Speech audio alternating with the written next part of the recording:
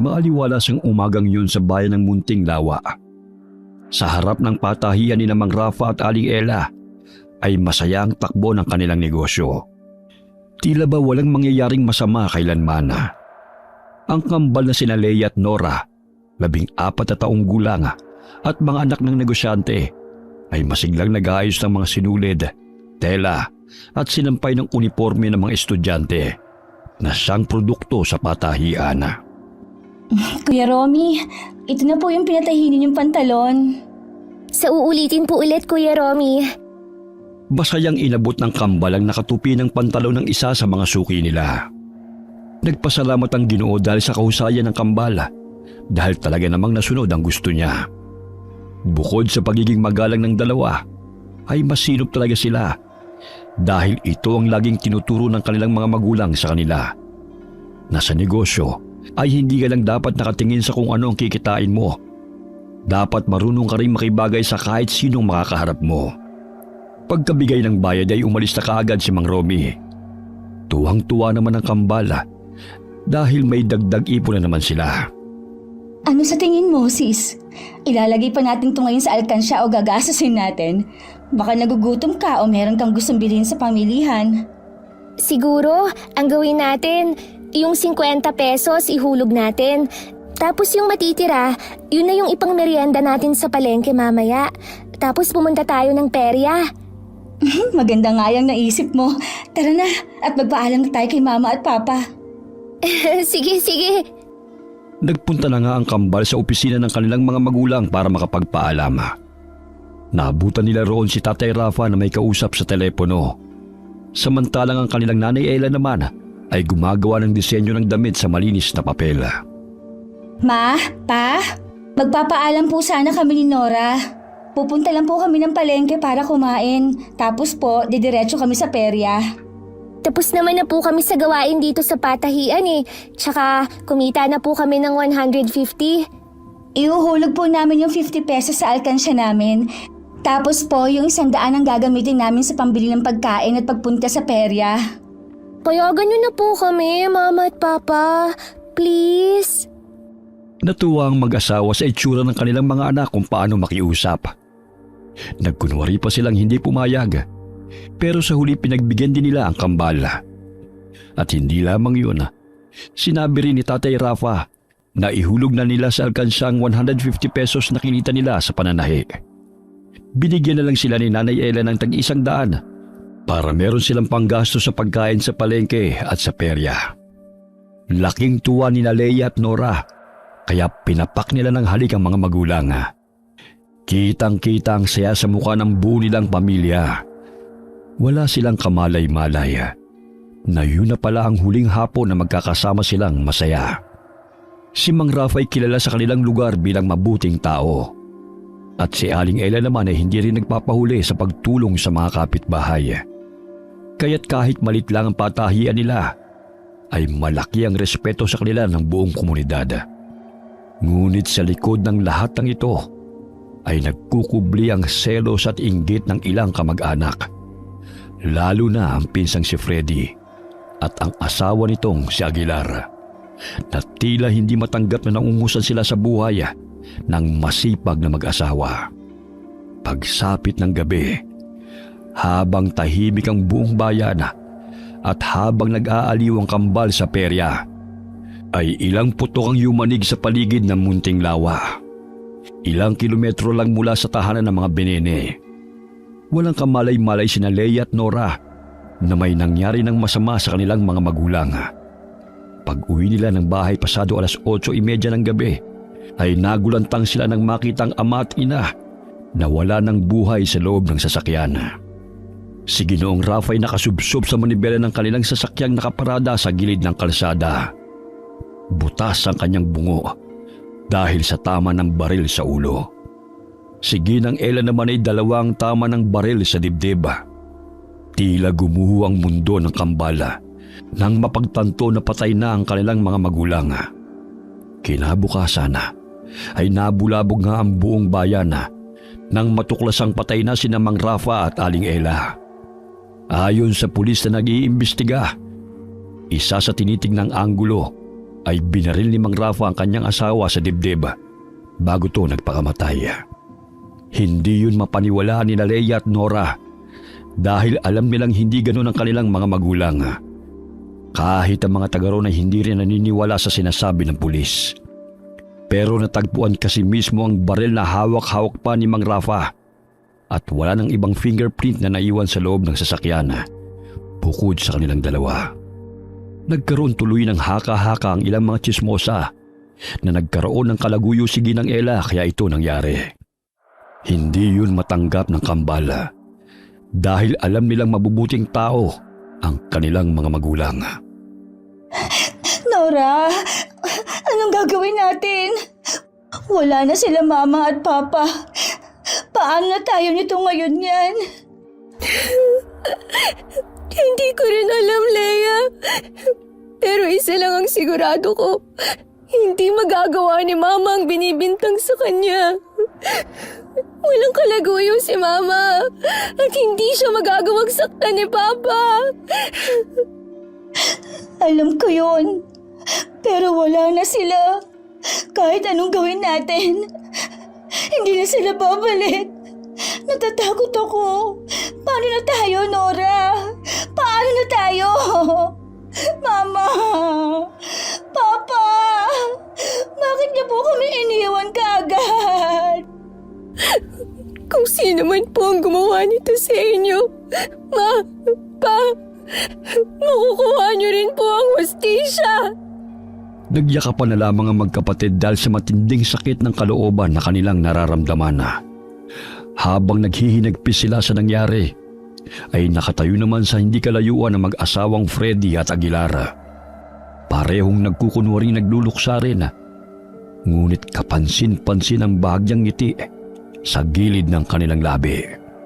3 araw ang lumipas pagkatapos ang masalimuot na insidente.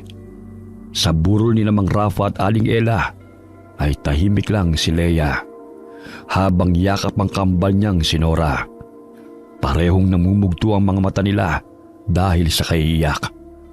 At pareho pa rin silang hindi makapaniwala sa biglaang pagkawala ng kanilang mga magulang.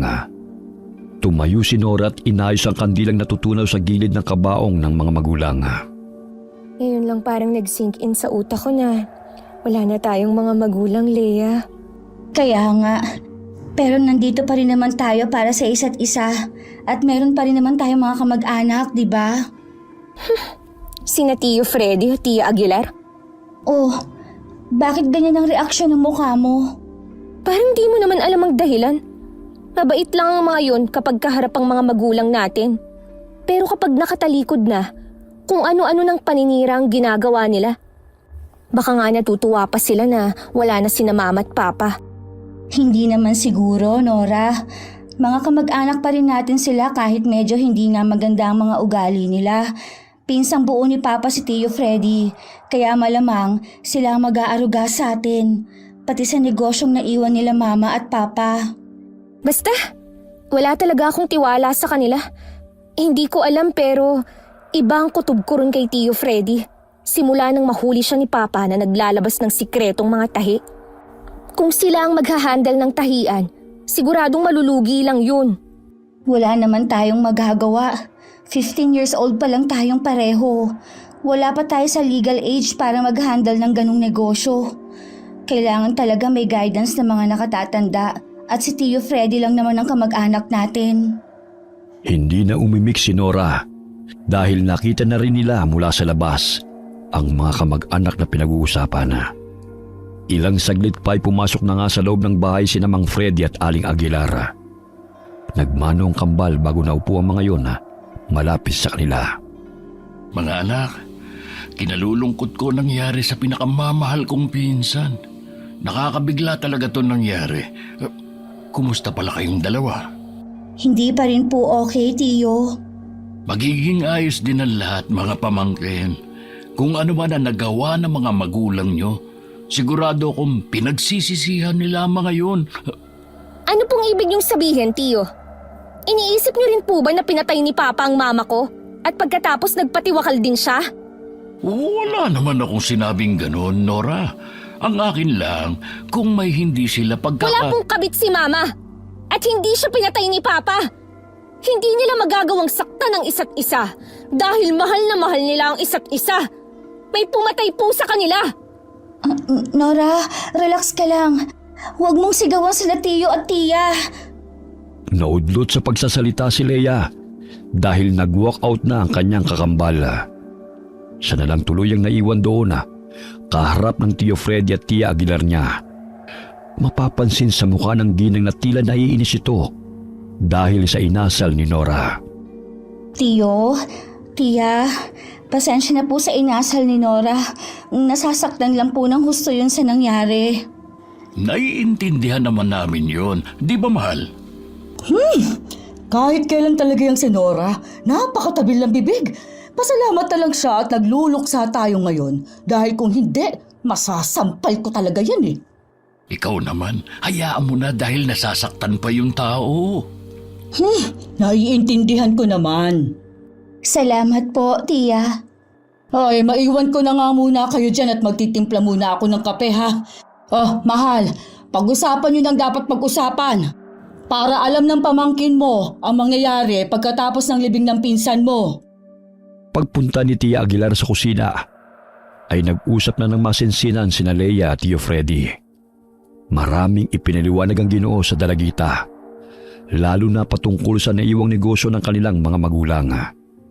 Wala namang magawa si Leia kundi ang sumang-ayon na lamang ng sumang-ayon sa mga sinasabi ng kanyang tiyuhin.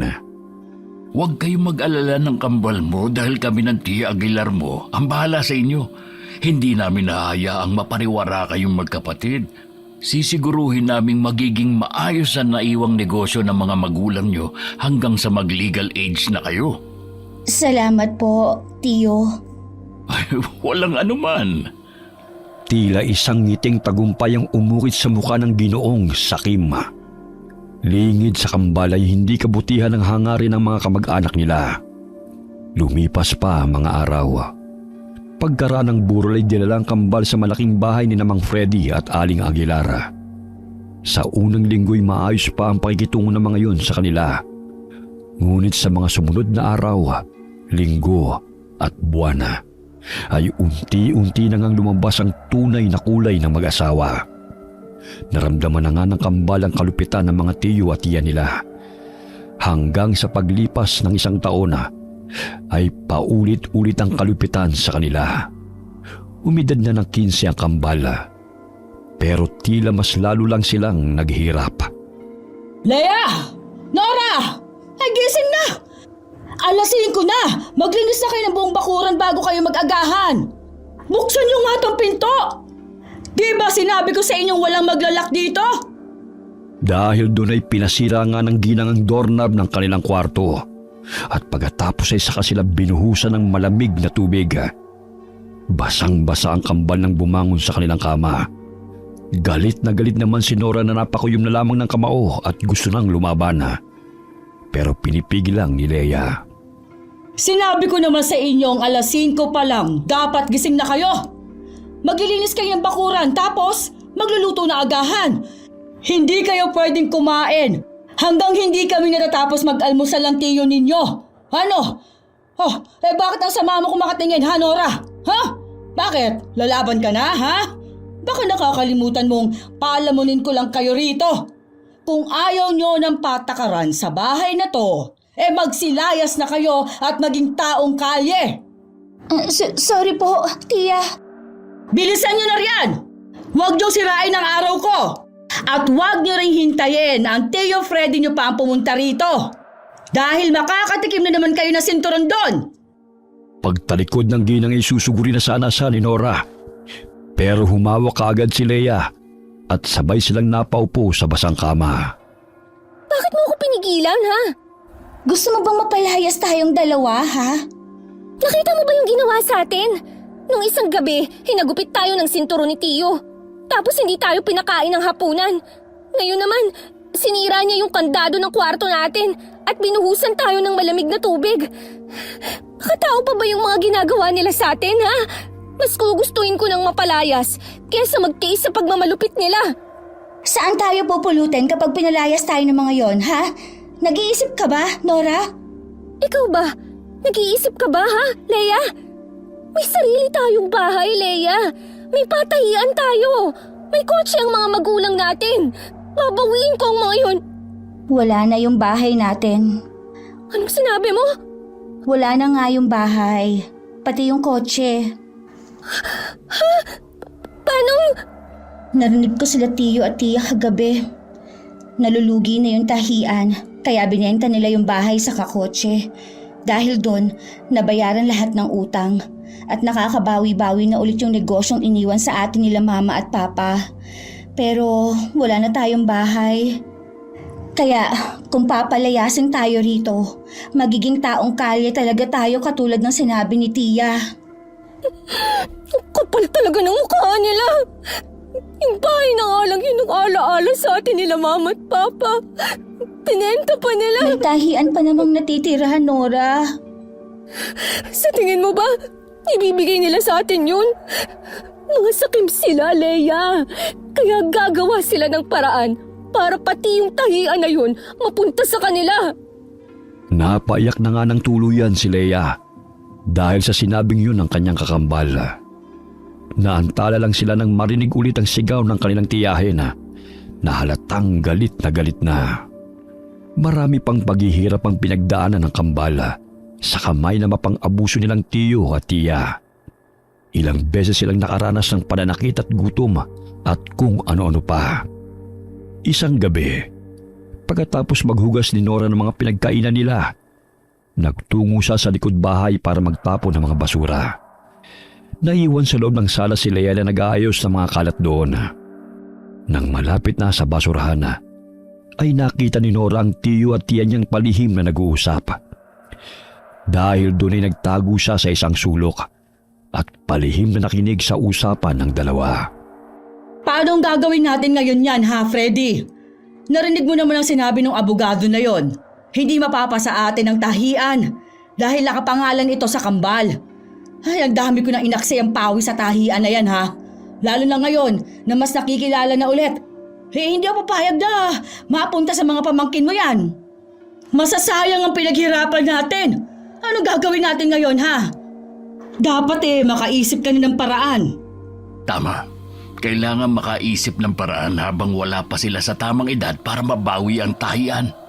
Hindi na dapat magtagal pa ang mga batang yan dito. Hindi natin yan napapalitan hanggat nabubuhay sila. May naisip na akong paraan na siguradong magugustuhan mo, mahal ko. Nang ipaliwanag ni Mang Freddy ang plano, ay kitang-kita nga ang tuwa sa mukha ng kanyang asawa. Subalit nanlaki naman ang mga mata ni Nora dahil sa mga nalaman na. Napalunok siya sa takot sapagkat hindi niya lubos maisip na makakaisip ng ganong kasama ang kanyang tiyuhin para lamang mawala silang magkapatid sa landas na mga ito. Nanginig ang buong katawan ni Nora dahil alam niyang kapahamakan ang naghihintay sa kanila ni Leia. Kailangang malaman kaagad to ni Leia. Pabalik na sana siya sa loob ng bahay para sabihin sa kakambal ang nalaman na. Pero nauna na siya ng mga sakim na tiyo at tiya sa sala. Tinawag silang dalawa at doon na nga naghayag ang Ginoo. Nagdesisyon na kami ng Tia Aguilar nyo. Bukas na bukas din ay sasama namin kayo at magbabakasyon tayo doon ng 3 araw. Talaga po, Tiyo? Oo naman. Naisip namin na masyado na kayong nakukulong rito sa bahay. Kaya dapat naman na mag-enjoy din tayo. Lalo na kayo. Alam kong kahit 1 taon na rin ang pangyayari, masakit pa rin sa inyo ang pagkamatay ng mga magulang nyo. Dahil anibersaryo na nila sa Makalawa, magbabakasyon tayo. At pag-uwi, dadalaw tayo sa puntod nila. Salamat po, Tiyo. Nora, narinig mo ba ang sinabi nila Tiyo Freddy at Tia Aguilar? Ang saya, di ba? Bakit parang hindi ka masaya, Nora? Po, hindi naman po sa ganun. Parang lugi ka pa, Nora, ha? Kung ayaw mong sumama, edi magpaiwan ka rito. Pero hindi ka namin bibigyan ng panggastos mo dito at bahala ka sa buhay mo na magutom. Napatango na lamang si Nora. Kahit ang totoo, ayaw niyang sumama sila ni Leia. Pagkatapos ng pag-uusap nila, ay excited na nag-ayos ng mga gamit ang kakambal niya. Pero binasag niya yun sa pamamagitan ng pagsasabi ng kanyang mga narinig. Hindi naniwala si Leia at naging dahilan pa ito ng alitan nilang magkapatid. Napabuntong hininga na lamang si Nora nang makitang umiiyak na naman ang kanyang kakambal. Bakit ba ayaw mong maniwala sa mga sinasabi ko, Leia? Galit ka lang sa kanila kaya nag-iimbento ka. Hindi nga ako sabi nag-iimbento! Bakit nagagalit ka na naman ba ha? Gusto ko lang naman na maglibang kahit ng ilang araw Sa dami ng paghihirap na dinaranas natin dito. Kahit isang araw lang, Nora. Gusto ko ng kapayapaan. Pero iba ang pinaplano nila. Sana naman maintindihan mo yun. Wala na akong paki sa mga plano ng tiyo at tiya natin, Nora. Ang gusto ko lang, makaalis dito. Diba? Yun din naman ang gusto mo. Ang ibig mong sabihin, sasamantalahin natin ang pagkakataong yun para makaalis sa poder nila. Oo. Pero paano ang patahian na iniwan sa atin nila mama at papa? Hindi pa natin yun babawiin? Bahala na sila. Gusto ko na lang na makapagsimula ng bagong buhay. Kapag nakaligtas tayo sa kanila, lumayo na tayo. Magsimula tayo ng bagong buhay, Nora. Makakaya natin yun dahil magkasama tayong dalawa. Lumapit si Nora sa kakambala, sa katuniyakap ng mahigpit at sabay silang napaiyak. Nagkasundo sila sa iisang layunin na takasan ang masalimuot nilang buhay sa ilalim ng tiyo at tiya. Pagkatapos mag-ayos ng mga gamit, ay sabay silang nagdasal at nanghingi ng gabay mula sa Panginoon. Kalaunan ay nakatulog din sila nang magkatabi at magkayakap. Kinabukasan ay maagang bumiyahe ang apat. Puno ng katahimikan ang loob ng van na para silang nilalamon. Magkahawak lamang ng kamay ang kambala habang parehong kinakabahan sa kung anong maaaring mangyari. Matapos ang halos 5 oras na biyahe, huminto ang sasakyan sa isang gilid ng kakahuyan. Dito na nagsimulang magbago ang ihip ng hangin. Nagkatinginan ang magkapatid dahil alam na nila ang mangyayari. Pero nagpanggap silang walang alam para hindi mahalata. Dito na po ba tayo? Akala ko po ba sa resort tayo, Tiyo? Nasa gitna po tayo ng kakahuyan Nagpasya kami ng Tia Aguilar mo na magbakasyon naman tayo sa tahimik na lugar. Ay, bumaba na kayo at maglalakad tayo ng papasok ng kakahuyan. Nandun kasi sa dulo yung bahay bakasyonan na inupahan namin. Nanahimik na si Nora at napatingin na lamang sa kanyang kapatid. Ilang saglit pa, ang hangin ay para bang mayroong ibinubulong at ang mga daon ay tila gumagalaw sa paraang hindi normal. Parang may mga matang nakatingin mula sa dilim. Napamasid na naman ang magkapatid habang magkahawak ng kamay. Kukuha lang ako ng tiyempo. Tapos, tatakbo na tayo, ha? Sabi ko naman sa'yo, diba? Hindi totoo yung bakasyon na sinasabi nila. Kinakabahan ako, Nora. Huwag kang kabahan.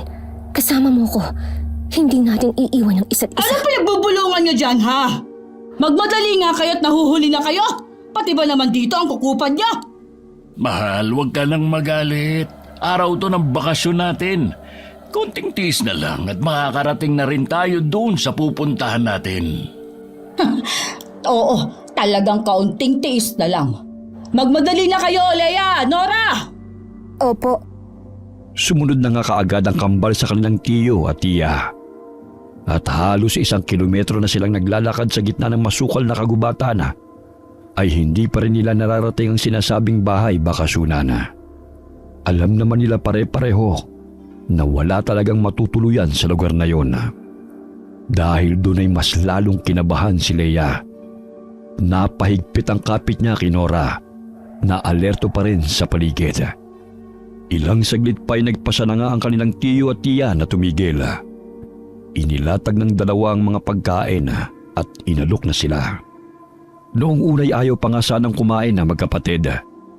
Pero nang makita nilang kumain din ang mag-asawa, ay sumunod na rin sila. Nasiguro na kasi nilang walang laso ng pagkain. At mabilis na lumipas ang oras Marami pa silang napag-usapan patungkol nga sa mga plano sa naiwang negosyo ng magulang ng kambal. Inabot na sila ng 3:00 ng hapon, kaya hindi na nakatiis si Leia. Tia, Tiyo, akala ko po ba pupunta tayo sa isang bahay bakasyonan? Bakit kanina pa po tayo rito sa gitna ng gubat? Camping po ba ang gagawin natin? Anong natin ang sinasabi mo? Walang natin, Leia, ha? Walang bakasyon na magaganap. Hindi yun totoo. Sinabi ko naman sa'yo kagabi, Leia. May masama silang plano sa atin. Kaya nila tayo dinala rito. Kaya tara na at umalis na tayo. Isumbong natin sila sa mga pulis. Kaagad hinatak ni Nora ang kakambal at nang akma na silang aalis ay biglang tumayo si Mang Freddy at may dinukot sa bag nito. Umalingaw-ngaw ang putok ng barela na tumama sa isang puno na malapit sa magkapatid. Napahinto ang mga dalagita habang ang tiyo at tiya nila ay naririnig nilang nagtatawanan sa likuran. Sige, tumakbo kayo. Parang maging pataba na lang kayo sa kagubatan. Harap dito. At huwag kayong magtatangkang humakbang. Dahil hindi ako magdadalawang isip na pasabugin ang mga bungo nyo. Tiyo, ano po ang gagawin niyo sa amin? Wala naman kaming gagawin sa inyo. Magbakasyon nga ang gusto mo, di ba? Kaya ngayon, tutuparin namin yun ng Tia Aguilar nyo. May iiwang kayong dalawa rito. Huwag niyo po kaming iwan dito. Hayaan mo na sila, Leia. Mga halangang kaluluwa ng mga yan. May araw din kayo. Isang malakas na sampal ang pinaunday ni Aling Aguilar sa pisngi ni Nora. Sinundan pa yun ng pagsabunot hanggang sa humandusay sa lupa ang kawawang dalagita.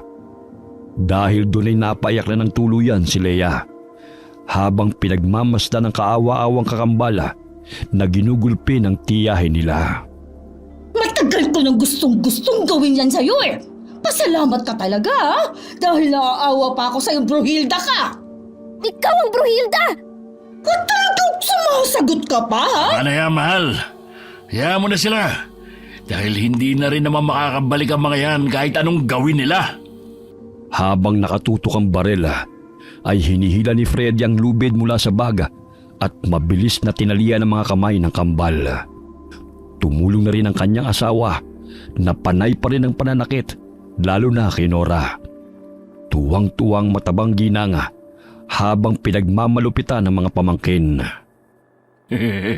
Huwag kang mag-alala dahil hindi naman kayo mamamatay agad. May mga pagkain kaming iniwan sa inyo. Makipag-unahan na lang kayo sa mababangis na hayop na makakaamoy niyan.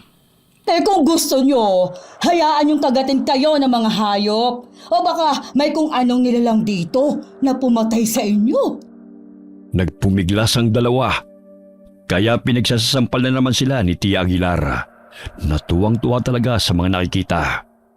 Binugbog niya ng husto si Nora. Halos malamog ang mukha nito, kaya hindi na rin muna sila nagpumiglas pa. Tiyo, Tia, bakit niyo po ginagawa sa amin to? Pamilya niyo po kami. Huwag niyo po kaming iwan dito para mamatay. Bakit ko naman gagawin yun? Kung yung pinsang buo ko nga, natatay nyo, napatay ko. Kayo ba kaya na mga walang kwentang paslit? Ano pong sinabi niyo, Tiyo? Sinasabi ko na nga ba, may kinalaman kayo sa pagkamatay ng mga magulang namin. Mga sakim kayo! Kinuha niyo ang lahat sa amin! Kapag nakawala ako rito, gagantihan ko kayo! Ah! Ang angas mo talagang babae ka no? Eh kung paputukin ko kaya yung ulo mo, katulad ng ginawa ko sa tatay mo. Sige, gawin mo! Patayin mo na ako, Tiyo! At sinisiguro ko po sa inyo na kahit sa hukay, babangon ako para magiganti! Ah! Barilin mo ng hayang sutil na yan! Nanggigigil ako sa bunganga niyan eh! Manahimik kang tambuhala kang babaeng pangit ka! Kapag nakawala ako rito, babalikan ko kayo! Maghihiganti ako dahil sa ginawa niyo sa mga magulang namin! Malalakas na sampal, suntok, sipa at sabunot na naman ang natikman ni Nora sa kamay ng malupit niyang tiyahin. Si Leia naman ay umiyak na lang ng umiyak habang takot na takot sa maaaring mangyari sa kanila sa gubat. Matapos ang matinding pananakit at pangungutya, ay umalis na ang mag-asawang Sakim at iniwang sugatan sina Leia at Nora. Walang nagawa ang kambal kundi ang mag-iyakan na lamang habang unti-unting lumulubog ang haring araw.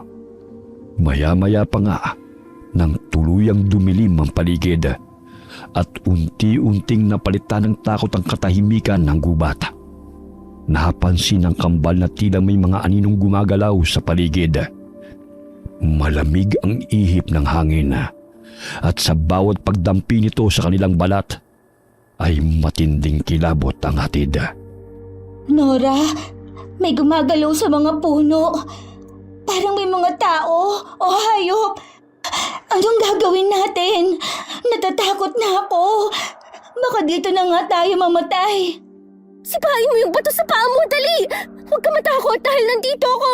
Kasama mo ako, Leia! Pagkasipa ng bato ay kaagad na kinuha yun ni Nora kahit nakatali ang kanyang mga kamay. Kiniskis niya roon ang tali hanggang sa maputol ang paunti-unti ito. Nang makakawala na siya, ay dali-dali niyang nilapitan ang kakambal at kinalagan din ito. Yumakap si Leia sa kanya ng mahigpit habang umiyak sa pinaghalong takot at lungkot. Inalo niya ang kapatid hanggang sa gumaan ang pakiramdam nito. Makakaalis tayo rito at makakaganti tayo sa mga walang yang yun. Pangako. May mga gumagalaw na kung ano sa paligid, Nora. Dahil doon ay nagmadali na sila sa pagtahak sa madilim na kagubatan. Kahit walang nakikita, ay sinikap nilang makaalis doon sa pamamagitan ng pangangapa. Ramdam pa rin ang kakaibang mabigat na presensya sa paligid at ang mga hindi pangkaraniwang nilalang na tila nagmamasin sa kanilang mga kilos. Hanggang sa biglang may bumagsak sa harapan nila na isang nilalang na kalahating tao at kalahating hayop. Mabalahibo ito at may mapupulang mga mata. Pero hindi lamang yun ang dumating dahil may dalaw pang sumulpot na pawang may mahabang dilang nilalang na walang mga ilong. Lumulutang ang mga mata at parang suso sa dagat ang anyo. Sa sobrang pagkagulat ay hindi nakagalaw ang kambal at hindi rin nila nagawang makasigaw. Sumiksik lamang sila sa isang sulok habang tila papunta sa kinaroroonan nila ang nakakatakot na nilalang. Nora, anong klaseng halimaw yan? Hindi ko rin alam, Leia. Diyos ko po, anong klaseng kupat to? Mamamatay na talaga tayo, Nora. Hindi na tayo makakabalik sa atin. Natatakot ako.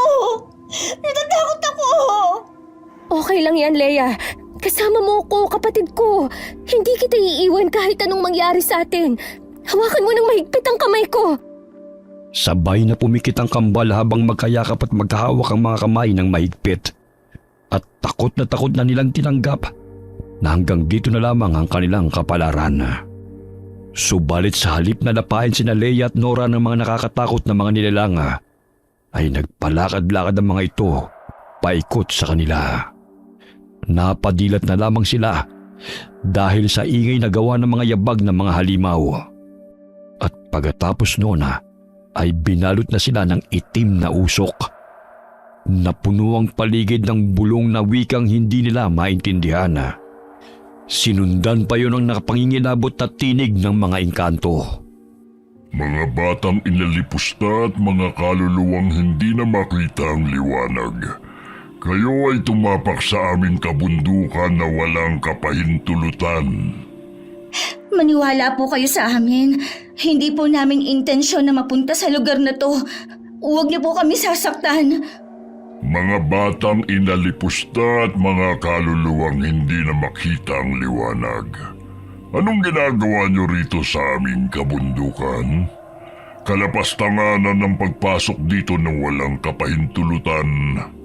Niligaw po kami rito ng mga sakim naming tiyo at tiya. Wala po kaming kasalanan. Kung meron mang may kasalanan ay sila yun. Kaya sa kanila po kayo magalit. Huwag po sa amin. Mga batang inalipusta at mga kaluluwang hindi na makita ang liwanag.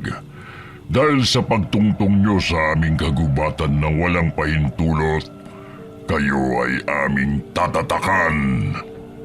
Lumabas ang engkantong may katawan ng lalaki pero walang mukha. Sa halip ay may isang bunganga sa dibdib nito ang nagbigkas ng mga wikang hindi nila maintindihan. Dahil doon ay nagyakapan na lang ulit ang magkapatid na takot na lalo sa mga nangyayari. At ilang saglit pa ay narinig na nga nila ulit ang engkanto na nagsalita ng nakakakilabot na bagay. Dahil sa inyong ginawang mga lapastangang nilalang, kayo ngayon ay magiging aswang uhong. Pagkatapos bigkasin ng engkanto ang mga katagang yun, ay biglang sumakit ang katawan ni Leia at Nora. Ang kanilang mga matay bigla na lamang lumuwa at ang kanilang mga ilong ay unti-unting nawala. Ang bibig nila'y naging bilog na parang itim na balon na may matatalim ng ngipin. Ang balat nila'y naging madulas na parang sinabuyan ng langis na malagkit. At sa kanilang dibdib ay tumubo ang isang itim na kabuti. Anong nangyayari sa atin, Nora? Hindi ko alam. Anong ginawa niyo sa amin? Simula sa oras na ito, sa tuwing hahalik ang araw sa karagatan, sa tuwing sasapit ang kadiliman ng gabi, ay magpapalit kayo ng anyo bilang isang aswang uhong. Matatakam kayo sa lahat ng nilalang na may sariwang dugo at karne, mapatao man o hayop. Sa tuwing makakapambiktima kayo, ay mag-iiwan ito ng itim na kabuti bilang tanda na kayo ang may gawa ng karumal-dumal na krimen. Ito ang bubuhay sa inyo at magbibigay ng kakaibang lakas para sa galit at paghihiganti. Humayo kayo at gawin ang inyong misyon. Pagkatapos sabihin niyo ng itim na engkanto, ay unti-unti siyang naglaho sa dilim. Pati na rin ang 3 pang halimaw na nagpapaikot-ikot sa kanila na may gawa ng itim na usok. Nang mawala ang mga yun, ay unti-unti ring bumalik sa dating anyo ang kambala at parehong nawalan ng malay tao. Kinabukasan, nagising ang magkapatid dahil sa ingay ng mga ibong humuhuni. Napatakan pa sila ng tubig hamog, kaya halos magkasabay silang napabalikwas ng bangon. Matapos magkatinginan, ay naalala nila ulit ang nangyari. Kaya mabilis silang nagyakapan gawa ng takot. Nora, totoo ba yung nangyari kagabi sa atin? Naging mga halimaw tayo? Malamang panaginip lang yun. Hindi yun panaginip, Nora. Tingnan mo yung palibot natin. Ang daming itim na kabuti. Muli silang nagkatinginan at sabay na naalala ang sinabi ng itim na engkantong nakainkwentro nila kagabi. Simula sa oras na ito, sa tuwing hahalik ang araw sa karagatan, sa tuwing sasapit ang kadiliman ng gabi, ay magpapalit kayo ng anyo bilang isang aswang uhong. Matatakam kayo sa lahat ng nilalang na may sariwang dugo at karne, mapatao man o hayop. Sa tuwing makakapambiktima kayo, ay mag-iiwan ito ng itim na kabuti bilang tanda na kayo ang may gawa ng karumal-dumal na krimen. Ito ang bubuhay sa inyo at magbibigay ng kakaibang lakas para sa galit at paghihiganti. Humayo kayo at gawin ang inyong misyon. Diyos ko po, totoo nga yung pagiging halimaw natin kagabi, Nora. Magiging halimaw na tayo. Anong gagawin natin? Huwag mo na munang isipin yun, Leia. Tara na, umalis na tayo rito sa nakakatakot na gubat na to bago pa magpakita yung itim na engkanto sa atin. Dali-dali na nga nilang nilisan ang nasabing lugar at hindi sila tumigil kahit pagod at gutom na sila pareho. Halos kalahati ng araw ang ginugol nila hanggang sa makalabas na ng nasabing gubat. Nang nasa masukal na kalsada na sila, ay sinundan na lamang nila ang daan na yun. Hanggang mga pasado 5:30 ng hapon ay may nakita silang ilang kabahayan. Dali-daling tumakbo ang magkapatid at humarap sa mga tao. Pwede niyo po ba kaming tulungan? Uhaw at gutom na po talaga kami ng kambal ko. Nawala po kami sa gubat dahil niligaw kami ng tiyo at tiya namin. Parang awa niyo na po sana. Kahit makakain lang kami ngayon ng kaunti o makainom. Hindi po kami masasamang mga tao. Isang ginang na nagngangalang Salome ang nagbigay sa kanila ng tinapay at tubig. Mahirap lang din ang ginang, kaya katiting lang din ang naibigay niya na pinagpasalamat naman ng kambal. Matapos pansamantalang naibsan ang gutom na nararamdaman, ay lubos silang nagpasalamat sa ginang. Inaya pa silang doon muna matulog. Nasasang-ayunan na sana nila. Pero nagsimula ng makaramdam ng hindi maganda si Leia. Nora, may kakaiba akong nararamdaman sa loob ng katawan ko. Parang may kung anong init na gustong kumawala. Parang may... Gusto kang kainin? Paano mo nalaman? Nararamdaman ko na rin ngayon, Leia. Lumalakas ang pang-amoy ko sa sariwang dugo at karne sa paligid. Ganito yung sinabi ng itim na engkanto. Kapag palubog na ang araw, matatakam tayo sa kahit anong klase ng sariwang dugo at karne. Magiging halimaw na naman tayo. Kailangan na nating umalis sa lugar na to. Napagpasya na nilang lisanin ang lugar. Pero bigla namang lumabas ng kubo si Aling Salome. Nakangiti yun sa kanila at sinabi na handa na ang tutulugan ng kambal. Nang makita nilang ginang, ay mas lalong tumindi ang init ng pakiramdam sa loob ng katawan nilang gusto nang kumawala. Hanggang sa tuluyan ng lumubog ang araw at hindi na nila nakontrol ang sarili. Unti-unting nagpalit ng anyo ang magkapatid bilang aswang uhong at walang pag-aalinlangan nilang dinamba si Aling Salome hanggang sa bawian nito ng buhay. Pagkatapos nilang iwan ng lasug-lasug na katawan ng kaawa-awang ginang, ay unti-unti yung tinubuan ng mga itim na kabuti sa iba't ibang parte ng katawan. May maliit at may malalaki. At hindi lang doon natapos ang karumal-dumal na krimen dahil sinalakay din nila ang iba pang 6 na kabahayan. Umalingaw-ngaw ang sigaw ng kamatayan sa dakong yun at wala silang itinirang buhay. Bata, matanda, o maging hayop. Nang mapagtanto nila ang mga nagawa, takot silang nagkatinginan sa harap ng mga biktima na unti-unti nang tinutubuan ng itim na kabuti. Ano tong ginawa natin, Nora? Pinatay natin yung mga tao rito, pati yung mga alaga nilang hayop. Mamamatay tao na tayo. Ang sarap sa pakiramdam, Leia. Busog na busog ako. Anong sinasabi mo, ha? Naririnig mo bang sarili mo? Pati ba ang utak mo? Sinakop na ng pagiging halimaw? Ayaw ng kalooban ko tong nangyayari. Pero hindi mapigilan ng isip at magnanasa ako na maging masaya, Leia. Busog na busog ako. Ayoko nito, Nora. Ayoko maging aswang uhong. Ayoko maging mamamatay tao katulad nila Tio Freddy at Tia Aguilar. May magagawa ba tayo para rito? Ito ang binigay sa atin ng itim na engkanto. Bakit di na lang natin yakapin? Natigilan na si Nora dahil tumakbo palayo ang kakambal niya dahil sa sobrang takot sa kanilang nagawa. Sinundan niya ang kakambal hanggang sa mapunta na naman sila sa kakahuyang malapit doon. Ramdam ang katahimikan ng gabi, ngunit hindi payapa. Sa bawat hakbang ng kambal ay kumikislap ang kanilang madulas at makintab na balat sa liwanag ng buwan. Ang kanilang mga matay nakaluwa at parang galit na galit sa mundo. Paghinto ni Leia ay muli niyang pinagmasdan ang sarili at muli siyang naiyak. Tumayo naman sa likuran niya ang kambal habang seryoso siyang pinagmamasdan. Ayoko maging halimaw. Ayoko maging ganito. Bakit hindi na lang ako namatay sa kamay ng mga sakim kong tiya at tiyo? Natatakot ako sa sarili kong anyo. Hindi ko ito matatanggap. Leia, hindi tayo dapat matakot sa anyo natin ngayon.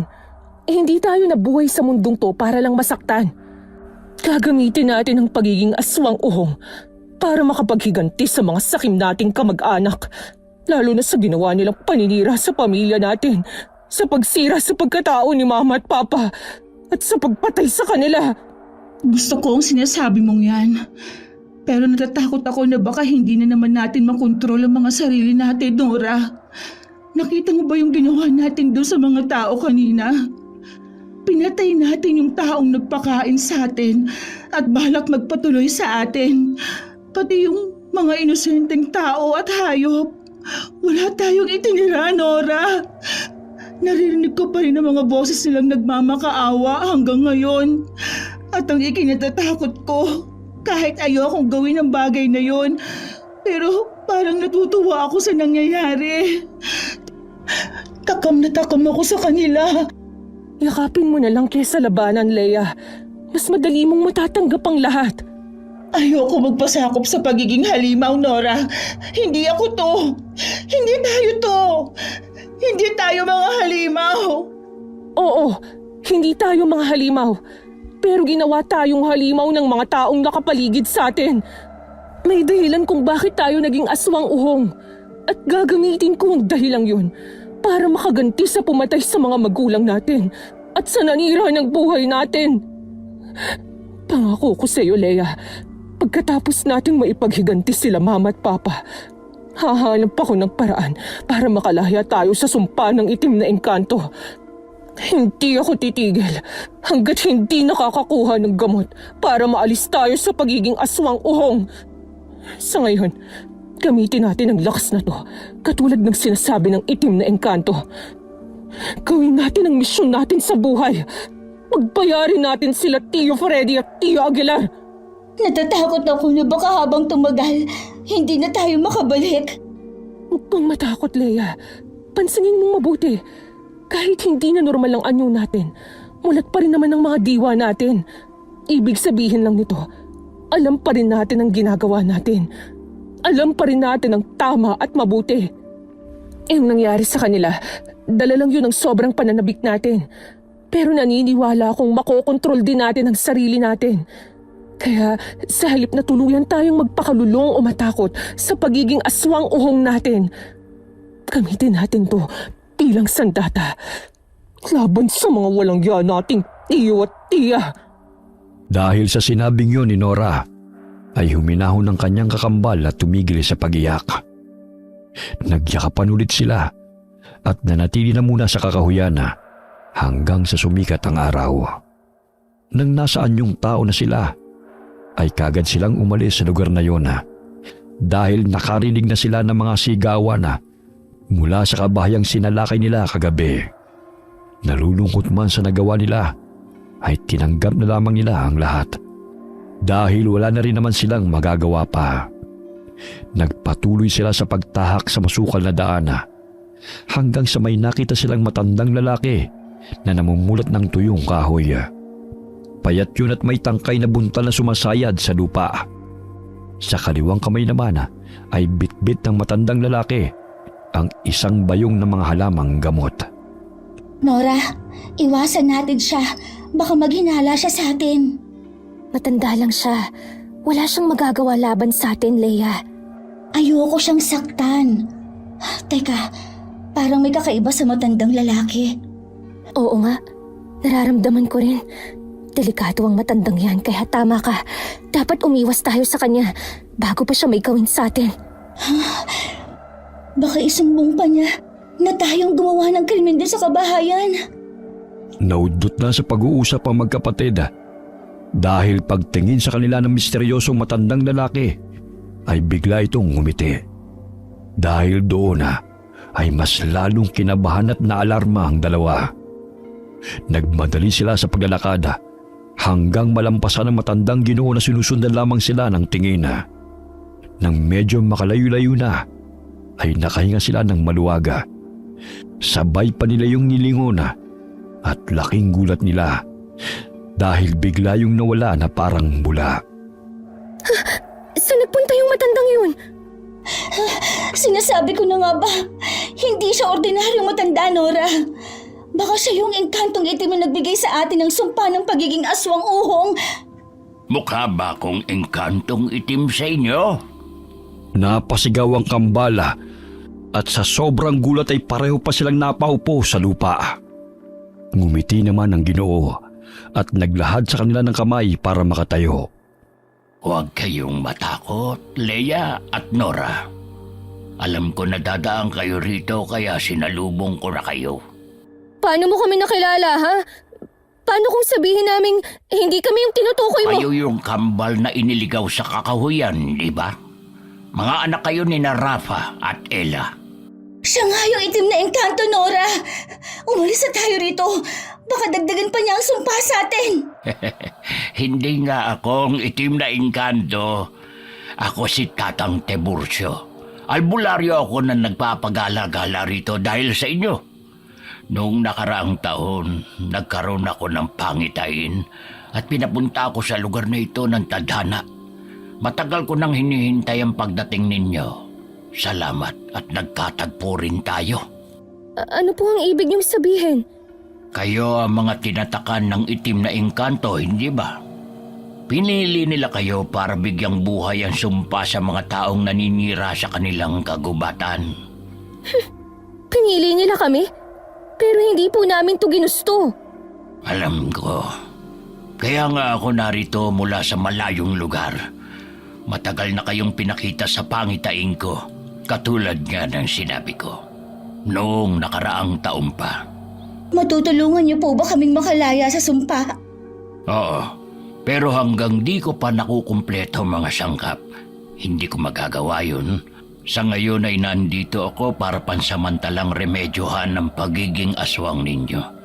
Kung susundin at gagawin niyo mga sasabihin ko, ay malalayo kayo sa mga krimeng katulad ng ginawa niyo kagabi doon sa mga tagong kabahayan. Kung naniniwala kayo sa mga sinasabi ko, sumunod kayo sa akin. Kung hindi naman, papayagan ko kayong makalampas. Hindi ko kayo pipigilan sa gusto niyong gawin. Pero pinaaalalahanan ko na kayo na magiging mapanganib ang gagawin niyong paghihiganti. Nagkatinginan sina Leia at Nora at matagal na nag-isip kung sasang-ayon ba sa sinasabi ni Tatang Tiburcio. Pero sa huli nagkasundo rin ang kambal dahil wala naman daw mawawala sa kanila kung sasama sa matandang estrangherong nagsasabi na siya'y albularyo. Tama ang naging desisyon niyo, kambal. Alam kong gusto niyo ng katarungan sa lahat ng nangyayari ngayon sa inyong buhay. Lahat tayo ay kailangan ng hustisya pero ang hustisya ay may sariling panahon at kailangan nating hintayin ang pagdating nito sa tamang oras. Makalipas ang higit 3 oras, sa pangunguna ni Tatang Tiburcio ay nagtungo sila sa isang abandonadong kamalig sa paanan ng bundok. Doon niya tinuruan ng kambal kung paano kontrolin ang kanilang mga bagong anyo. Sa tuwing sasapit ang gabi ay magsisimula kayong maging aswang. At ang sino mang may sariwang dugo at karne na makikita nyo ay walang awa niyong papatayin. Ano pong gagawin namin para makontrol ang pagbabago namin ng anyo, Tatang? Ikinalulungkot kong sabihin pero hindi nyo makokontrol ang pagbabagong anyo. Matibay ang sumpa ng itim na engkanto patungkol dyan Pero ano po? pero magagamit nyo ang pagiging aswang sa tama kung hindi nyo hahayaang kainin ng galit ang inyong pag-iisip. At bukod doon, ay turuan nyo ang sarili nyo na hayop lang ang kainin sa halip na tao. Paano po namin gagawin yun kung matibay ang sumpa ng itim na engkanto? Hindi sakop ng sumpa ang inyong kaisipan. Kaya kung mapapansin nyo, sa tuwing nagpapalit kayo ng anyo, ay alam nyo pa rin ang nangyayari sa paligid. Matibay na katunayan yon na walang kapangyarihan ng sumpa ng itim na engkanto sa pag-iisip nyo. Hindi niya kayo kontrolado, pero malakas ang bulong niya. At kung hindi nyo yun hahayaan na maghari, ay magtatagumpay kayo. Kailangan nyo pa rin makatikim na sariwan dugo at karne para manatili ang inyong lakas. Ang magiging kaibahan lang ay hayop na ang dapat nyong kainin at hindi na tao. Sa ganong paraan ay mababawasan ang bigat sa inyong kalooban sa tuwing magiging aswang kayo. Makakabalik pa po ba kami sa dati? Kaya niyo po ba talagang alisin itong sumpa ng engkantong itim sa amin ni Leia? Ang aswang uhong ay may kakayahang padilimin ang loob ng isang tao o linisin ito. Depende kung anong landas ang tatahakin nyo. Kung sa paghihiganti, baka tuluyang kayong mawala. Pero kung ang layunin ay pagbawi ng hustisya, maririnig kayo ng langit. Ano pong ibig niyong sabihin? Ang pinakaunang sangka para ibalik kayo sa dati ay ang laman mismo ng kalooban ninyo. Kung ano ang pipiliin nyo, paghihiganti ba o pagkamit sa hustisya? Paano po namin mababawi ang lahat? Paano po namin mapaparusahan ng mga pumatay kay Mama at Papa, pati ang sumira sa buhay namin? Kung di po kami maghihiganti kay Tio Freddy at Tia Aguilar, paano po namin makakamit ang hustisya, Tatang? Katulad ng sinabi ko kanina, ang pinakaunang sangkap ay ang mismong laman ng inyong kalooban. Sa inyo pa rin nakadepende kung makakabalik kayo sa dati o mananatili sa pagiging aswang habang buhay. Nagkatinginan lang ang magkapatid matapos yung marinig sa matandang albularyo. Pagkatapos ng seryosong pag-uusap ay hinaina na sila na makakain. Pinainom na rin sila ng mabisang tsaa na pampakalma at pampalinaw ng kaisipan. Pansamantala muna rin silang pinagpahinga dahil sa gagawing orasyon maya-maya. At mabilis na ngang lumipas ang oras. Pasado 5:30 ng hapon ay sinimula na ni Tatang Tiburcio ang orasyon. Gamit ang husay niya sa patungkol sa mga bagay na hindi pangkaraniwan ay nagbitiw siya ng kakaibang orasyon sa kambal. Habang nakahigay damang-dama ni Leia at Nora ang pagdaloy ng kakaibang enerhiya sa kanilang katawan. Maligamgam yun at nakakaginhawa sa pakiramdam, kaya halos makatulog sila. Natapos ang orasyon eksaktong 6:00 ng gabi, kung saan lumubog na ang haring araw. Tatang, magpapalit anyo na po kami bilang aswang uhong. Magtago na po kayo sa ligtas na lugar dahil baka kung ano pang magawa namin sa inyo. Saan naman ako magtatago sa kagubatan, Leia at Nora? Ngayon nyo masusubukan ang sinabi ko sa inyong pagkontrol sa inyong isip habang nasa katauhan ng pagiging aswang. Tatang naman! Nasisiraan na po ba kayo ng ulo? Kapag naging halimaw kami at nakain ka, sino na pong tutulong sa amin, ha? Kaya nga dapat nyong kontrolin ang mga sarili nyo. Hindi ako aalis dito at tutunghayan ko kung paano kayo maging isang aswang. Sinubukang tumakbo ng kambal palayo sa matandang albularyo. Pero huli na. Dahil unti-unti na nga silang nagpalit ng anyo bilang aswang uhong. Kahit si Tatang Tiburcio ay nagulat nang makita ang kakaibang anyo ng aswang uhong. Ito rin kasi ang unang pagkakataon niyang makakita ng ganong klase ng nilalang. Nilalang na galing sa sumpa at binigyang buhay ng itim na engkanto. Grabe ang sumpang iginawad sa inyo ng itim na engkanto. Pero mapagtatagumpayan nyo yan dahil wala pang alagad ng kadiliman na nagwagi. Nagsimulang umatungal ang mga aswang uhong at nagpagala-gala ang mga nakausli nilang mga mata na parang suso. Ang mga bibig nilang parang balona ay panay ang pagdama sa paligid hanggang sa maamoy na nga nila ang matandang albularyo. Nang makita nila si Tatang Tiburcio na nakatayo sa isang sulok habang nakangiti, ay tila nanabik sila sa sariwang dugo at karne. Sabay na umungol ang magkapatid na aswang at mabilis na tinungo ang Ginoo. Nagbanggaan pa sila hanggang sila na naglaban dahil gusto nilang solohin ang matandang lalaki na hindi umaalis sa pwesto nito. Pakinggan nyo ang puso ng bawat isa dahil konektado kayong kambal. Labanan nyo ang bulong ng sumpa sa inyong utak at huwag nyo silang hayaang mamayani. Natumba ang Ginoo matapos siyang mahawi ng nagtutulakang aswang. Nasugatan siya sa braso kaya tumagas ang masaganang dugo mula roon.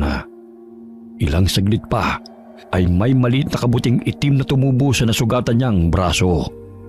At nang kumalat ang dugo ay lalong nagwala ang aswang dahil sa pagkatakam. Sabay ang mga yun na lumundag kay Tatang Tiburcio. Pero bago pa sa lantakan ay tumigil din ang dalawa.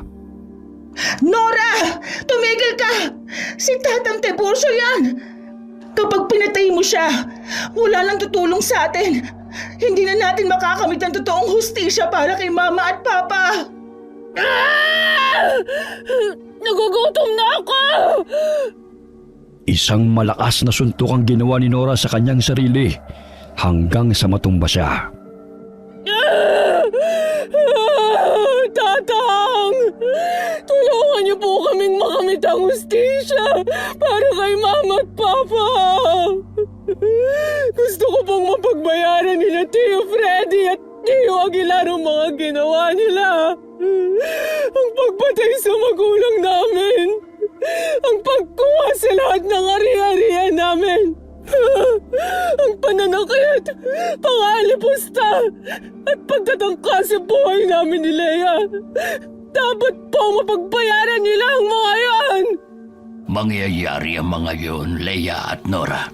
Mabibigyan sila ng hustisya at mababawi niyo lahat ng nawala sa inyo, maging ang inyong mga katauhan. Sa ngayon, kailangan niyo muna ng sapat na lakas. Isinama sila ni Tatang Tiburcio sa likuran ng tinutuluyan nila at kinuha roon ng matandang Ginoo ang natutulog na baboy ramo. Ito ang pinakain niya sa magkapatid. Matapos lantakan ni Leia at Nora ang nasabing hayop, ay napunan na ang gutom nila. Tinubuan ng mga itim na kabuti ang iba't ibang bahagi ng katawan ng kaawa-awang baboy ramo. At kinuha ni Tatang Tiburcio ang mga kabuting ito. Sa tulong ng mga ito, ay makakalaya kayong dalawa sa sumpa ng itim na engkanto. Maraming salamat po talaga, Tatang. Huwag muna kayong magpasalamat sa akin dahil hindi ko pa nagagawa ang pangontra. Magpapasalamat pa rin po kami dahil napakalaki na po ng itinulong niyo sa amin, Tatang. Maraming salamat po talaga. Salamat din sa pagtitiwala niyo sa akin. Napayak na lamang ang dalawang aswang uhong habang nakatingin sa kaawa-awang baboy ramo na lasog-lasog na ang katawan. Pagkatapos ng mga pangyayaring yun, ay unti-unti na ngang nakontrol ng kambal ang kanilang mga sarili. Hindi na sila nahihirapan sa tuwing nagpapalit ng anyong aswang uhong. Gabi-gabi naghahanap sila ng kahit anong hayop sa gubat at ito ang nilalantakan nila. At pagsapit ng umagay saka lamang sila bumabalik sa tahanan ni Tatang Tiburcio. Ang ginagawa naman ng matandang albularyo ay kinukuha niya mga naiwang itim na kabuti. Ito ay para magamit sa paggawa ng pangontra sa sumpa ng itim na engkanto. Makalipas ang 2 linggo, ay nagsagawa ng ikalawang orasyon ng matandang lalaki. Dahil doon ay mas lalong nakaramdam ng pag-asa ang kambal. Hindi na sila natatakot sa bulong ng sumpa dahil binabaliwala na lang nila ito sa tuwing nasa anyo silang aswang uhong. Nang akala nilang ayos na ang lahat, ay bigla namang may dumating na hindi inaasahang pagkakataon. Biyernes ng gabi kung saan bilog na bilog ang buwan at malakas ang kapangyarihan ng kadiliman. Habang nasa kakahuyan ng kambal at naghahanap ng malalapang hayop, si Tatang Tiburcio naman ay ipinagpapatuloy ang paggawa ng espesyal na gamot. Walang ano-ano'y biglang dumating ang isang grupo ng mga ngaso na naghahanap ng matutuluyan.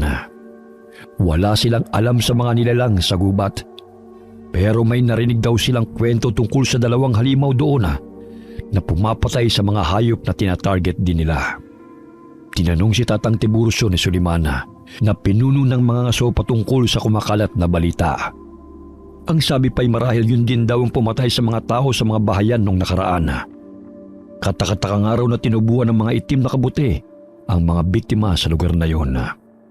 Pasensya na pero sa tagal ko na sa gubat na ito, wala akong nakikitang mabangis na hayop. Tila hindi kumbinsido si Suliman at ang kanyang grupo sa sagot ng matandang albularyo, kaya hindi kagad sila umalis doon.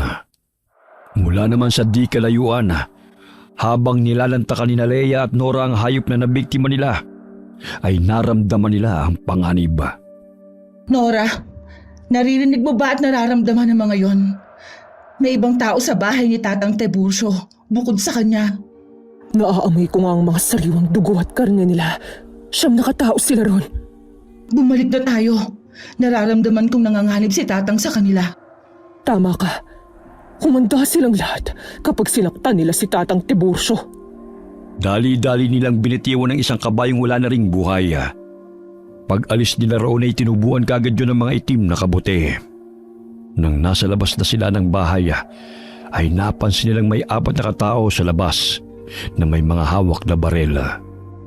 Maingat na nagtago ang kambal para hindi sila maramdaman hanggang sa napatingin sila sa bintana.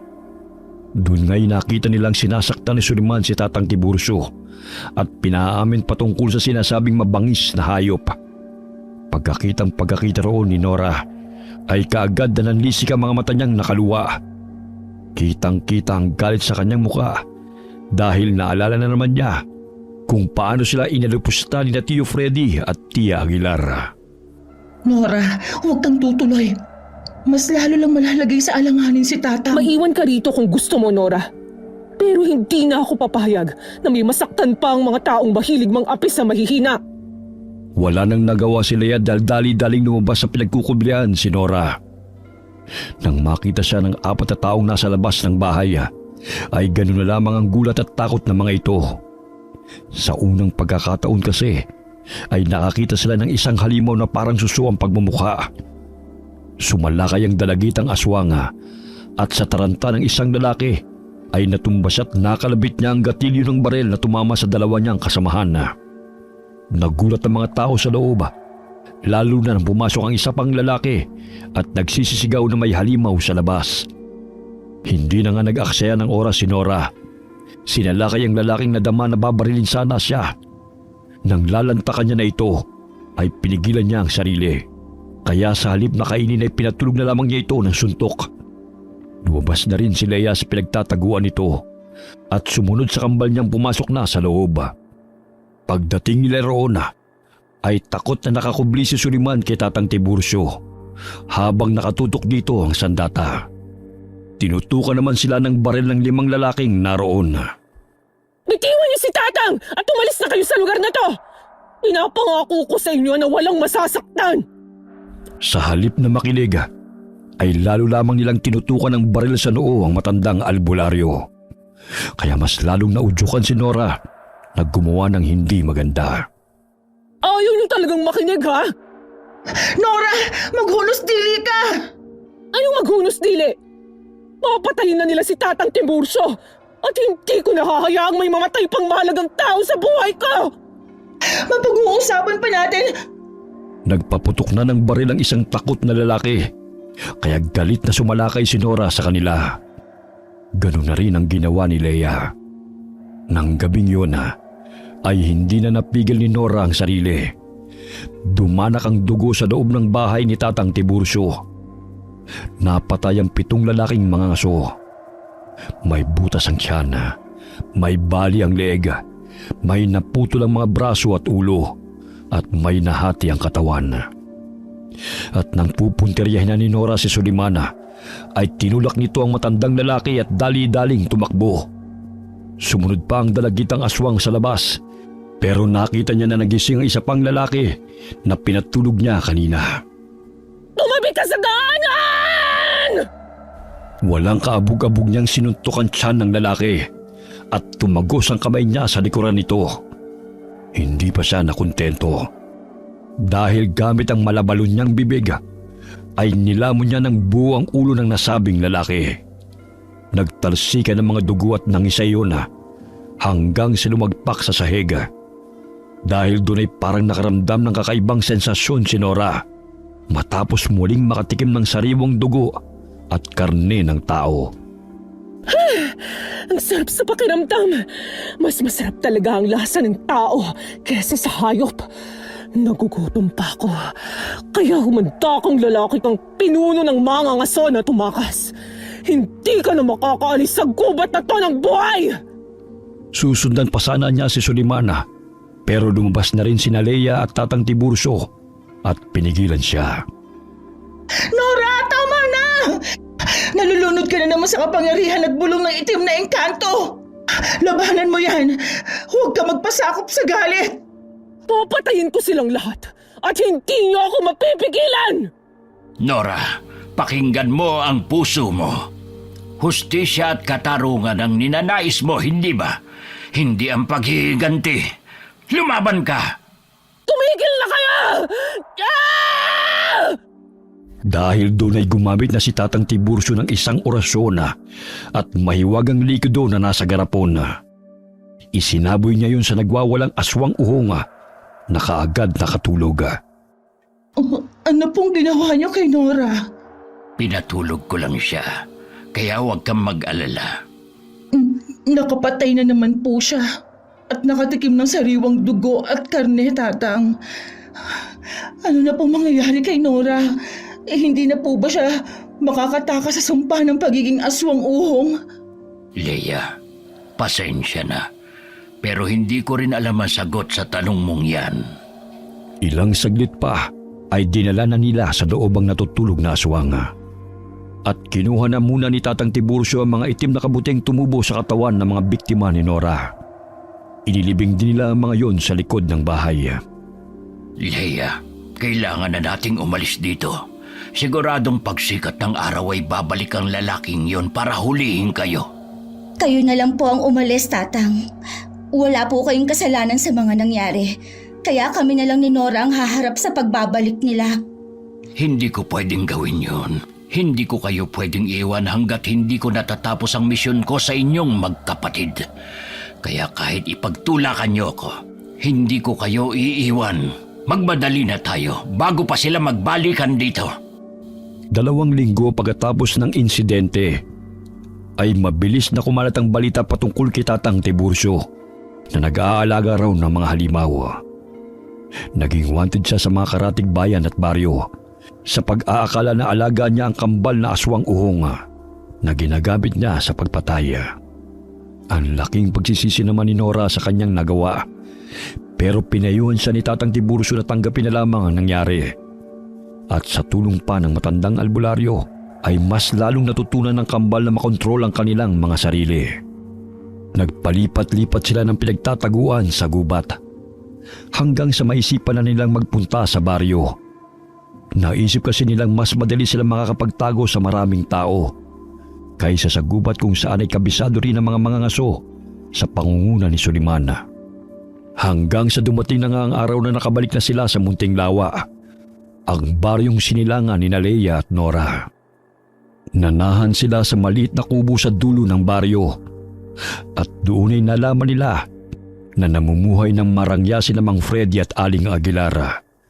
Pag-aari na nila ngayon ang bahay ni Rafa at Ella, ang lupa ng patahian at pati na ang lahat ng perang ipon ng yumaong mga magulang na nakadeposito sa bangko. Napakuyom na lamang ng kamao si Leia at Nora matapos malaman ng mga iyon at pilit nilang kinokontrol ang galit upang hindi na maulit ang nangyaring pagpatay nila sa mga mangangaso. Isang gabi, nagtungo sa isang yungib si Tatang Tiburcio upang magnilay-nilay. Kaya naman napagpasahan ng kambal na gumala sa baryo. Tinungo nila ang dating bahay at nakita nila ang sakim ng mga tiyo at tiya. Ang kakapal ng mga mukha nila. Talagang kinuha na nila ang lahat sa atin, Leia. Nagagalit din ako, Nora. Pero kalamahin natin ang mga loob natin. Dahil kung magkataon, baka maulit yung nangyari noon. Pinipilit ko, Leia. Pinipilit ko. Pero ngayong nakita ko sila ulit, paulit-ulit na sumasagi sa isip ko yung mga ginawa nila sa atin. Yung pangalipusta at pagpapahirap nila na hindi makatao. Tapos na yun, kapatid ko. At nakaraan na. Isang masakit na nakaraan na dapat na natin burahin sa isipan natin. Huminga ka lang ng malalim. Huwag mo na yung isipin pa. Maghintay na lang tayo ng oras bago gawin ang plano natin. Hinawakan nila yan ng mahigpit ang kamay ng kakambal at pagkatapos ay pareho silang saglit na pumikit at huminga ng malalim. Tumigil lamang sila nang marinig ang pag-uusap ni Tio Freddy at Tia Aguilar.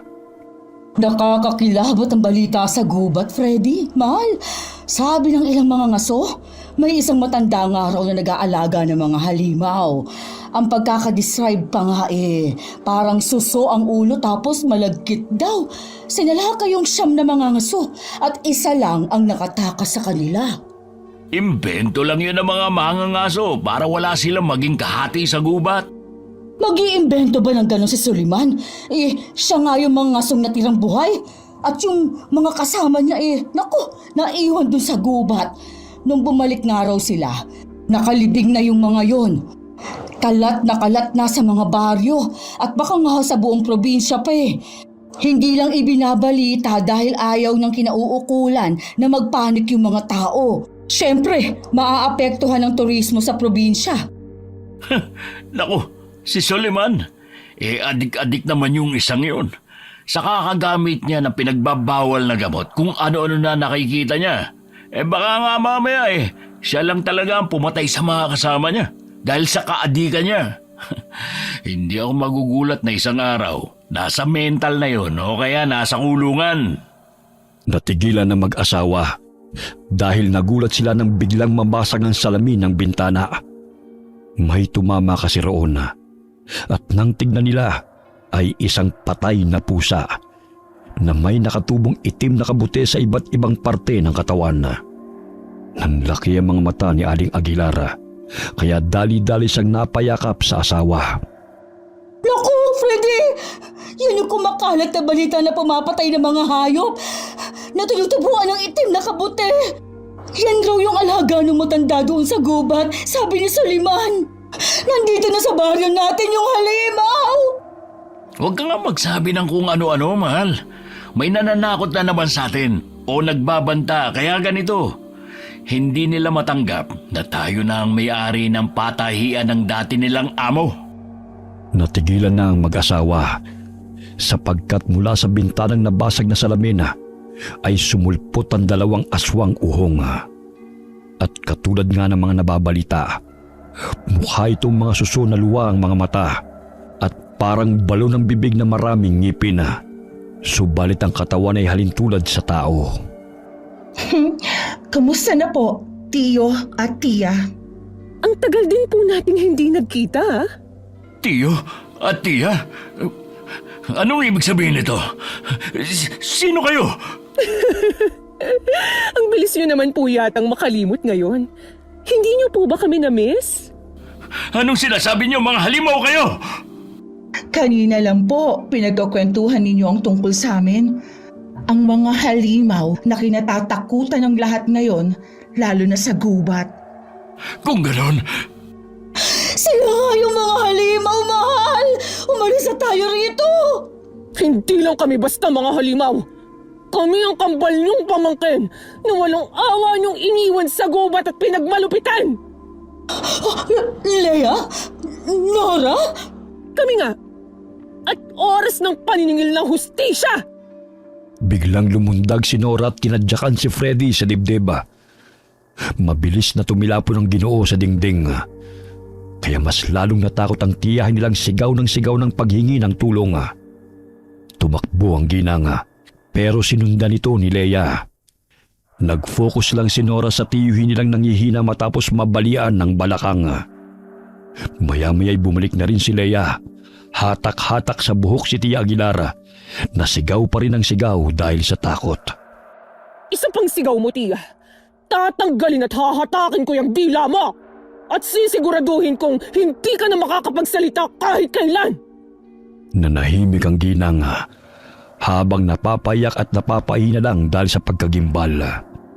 Pinagtabi silang mag-asawa sa isang sulok at hinarap ng mga aswang uhong.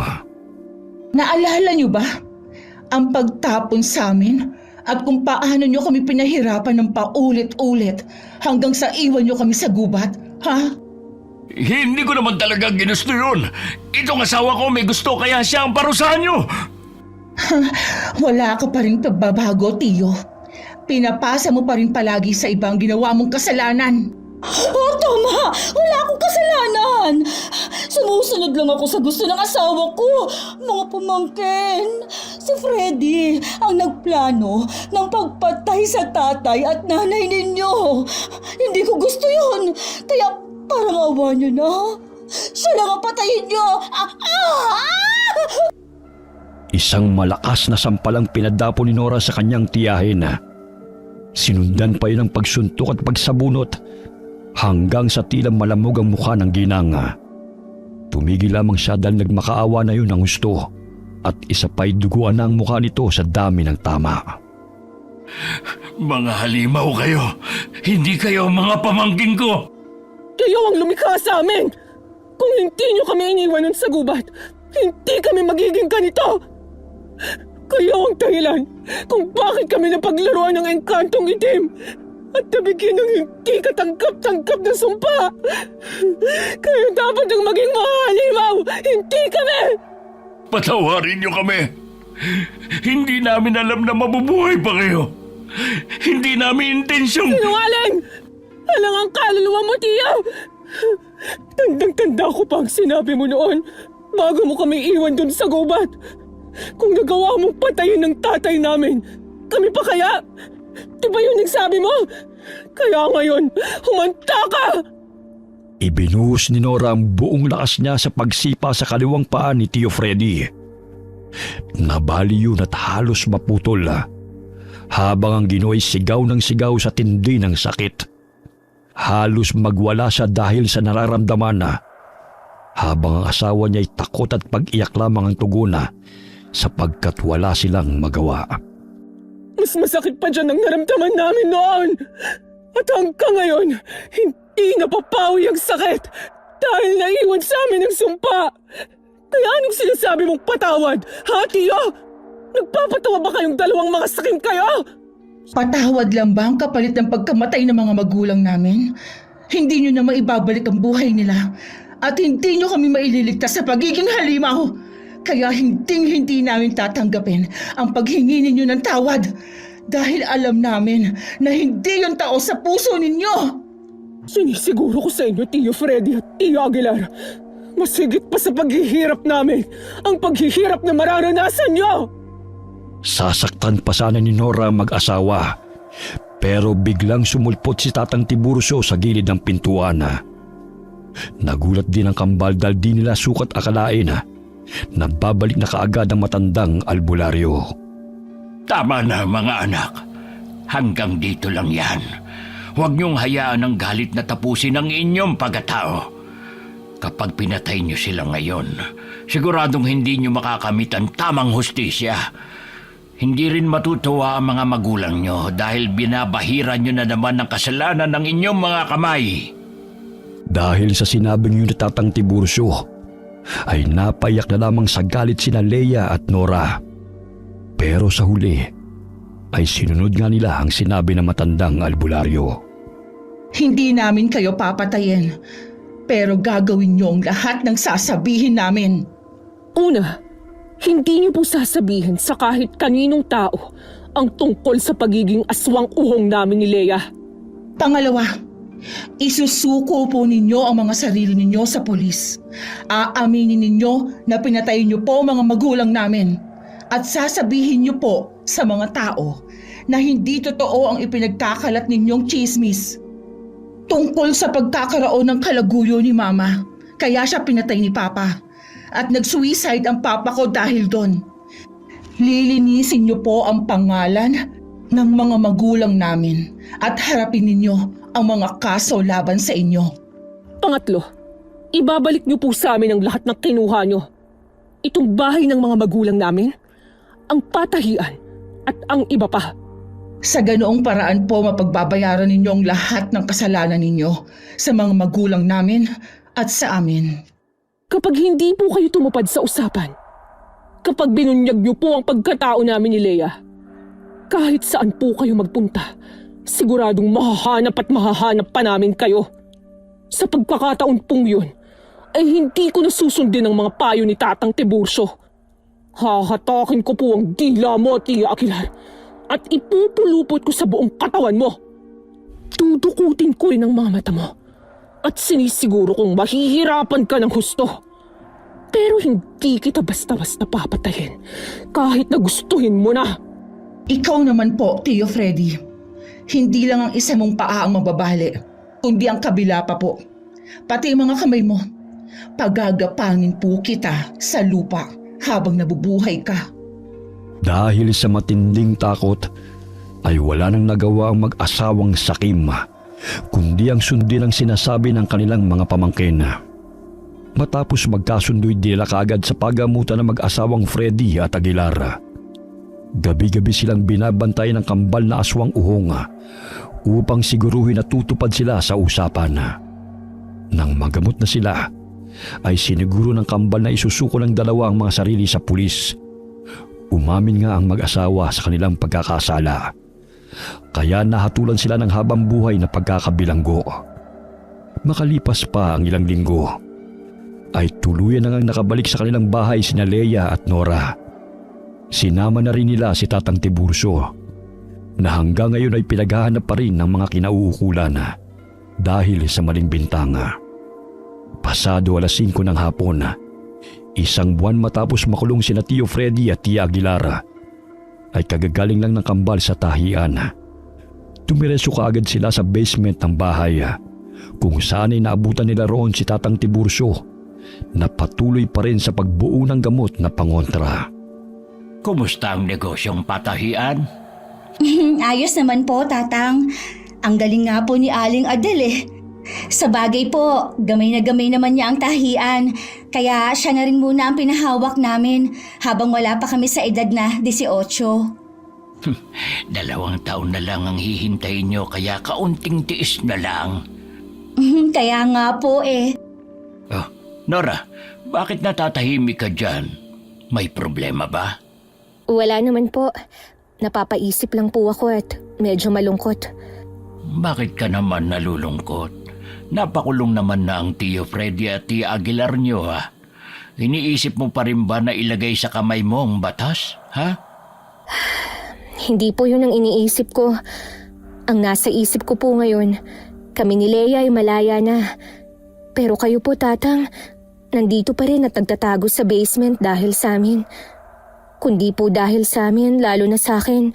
Sana po ay malaya ka na rin nagagawa ang gusto mo ngayon.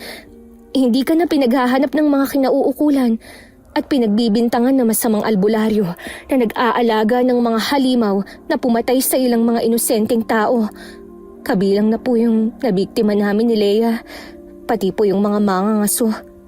Nako, huwag mong pakaisipin yun, Nora. Mas ayos na rin sa akin ang ganito dahil makakafocus ako sa paggawa ng pangontrang gamot para makabalik kayo sa dati. Nandyan naman kayo para kumuha ng mga kailangan kong halamang gamot. At isa pa, ligtas naman ako rito sa basement at nabibigay naman ang lahat ng pangangailangan ko. Pero nakakakonsensya pa rin po na imbes na kami, kayo po tuloy ang tinutugis ng grupo ni Suliman, pati ng kinauukulan. Tama po si Nora, Tatang. Pasensya na po kayo talaga. Masyado na naming pinabibigat ang pasanin ninyo. Sabi ko naman sa inyo, huwag niyo kong alalahanin, Leia at Nora.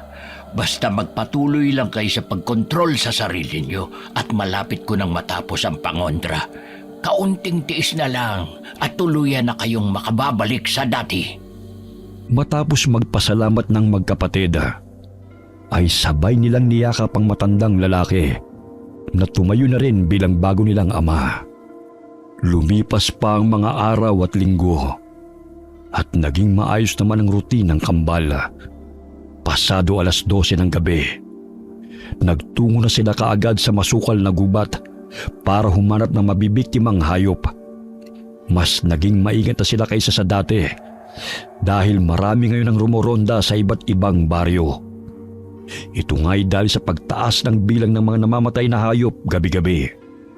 Mas tumindi kasi ang gutom na nararamdaman ng kambala na tila hindi na sumasapat ang 1 o 2 hayop sa isang gabi. Nora, napansin mo ba na parang wala na tayong nakikita mga hayop sa gubat? Malamang dahil yun sa pag-iingat ng mga tao. Bumalik na tayo sa atin at dun muna tayo pumunta sa babuyan. Sigurado ka dyan?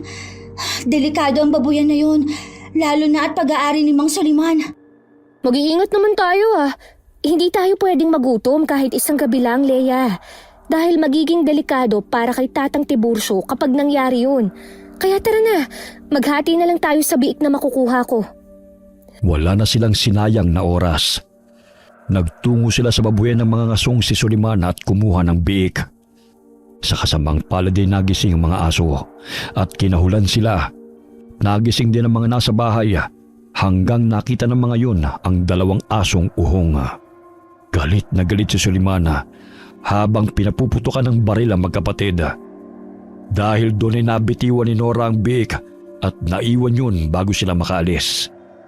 Tinamaan din ng bala ng baril si Leia sa hita pero hindi niya yun ininda. Tumawid kaagad sila sa kabilang baryo at muling bumalik sa munting lawa. Pagdating doon ay nakita ni Tatang Tiburcio na iika-ika si Leia. Kaya lumapit siya sa dalawa at kaagad yung inilalayan na. Anong nangyari? Bakit may tama ng bala si Leia? Kanina ko pa kayo hinihintay dahil may magandang balita ako sa inyo. Nabuo ko na ang pangontrang gamot at nandun yun sa basement. Kitang-kita ang tuwa sa mukha ng kambal matapos yung marinig. At nang papunta na nga sila sa basement ng bahay, ay biglang natigilan ang lahat matapos makarinig ng sasakyang dumating. Paglingon nilang lahat, ay nauna nilang nakita si Soliman na galit na galit. Nang masilayan ng mga ngaso si Tatang Tiburcio, ay wala na siyang inaksayang oras. Inutusan niya ang siyam na kasama na magpaulan ng pana. May ginawa kasi silang mga pana na disenyo para lamang sa mga aswang o kahit anong klase ng halimaw. Tumakbo ang matandang lalaki, pati ang dalawang aswang uhong na nagtago kaagad.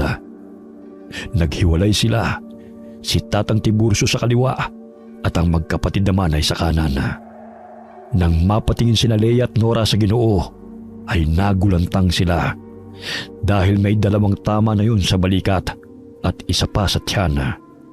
Dahil doon ay parehong kumulo ang dugo ng kambal, hindi na sila nakapag-isip ng tama. Galit nilang sinalakay ang 10 katao, kabilang na si Soliman. Wala silang pinatay sa mga yun. Pinatulog lamang nila.